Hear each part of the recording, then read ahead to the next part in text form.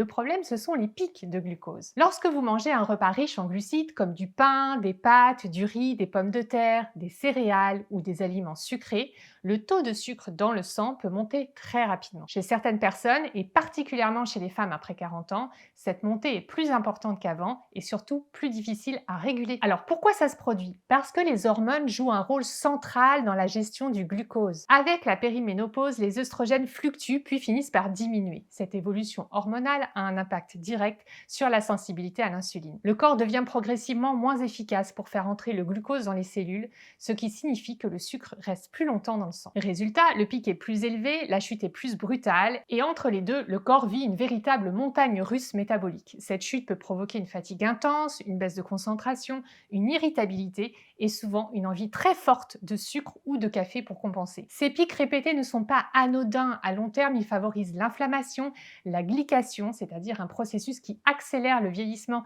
des tissus et donc de la peau, et une sollicitation excessive de l'insuline. Plus l'insuline est libérée souvent et en grande quantité, plus le corps a tendance à stocker, et en particulier au niveau abdominal. C'est pour ça que beaucoup de femmes après 40 ans ont l'impression que leur corps stocke plus facilement, même si elles mangent parfois moins qu'avant ou plus sainement. Mais ce qu'on vous explique rarement, c'est que l'insuline n'est pas la seule façon pour le corps de gérer le glucose.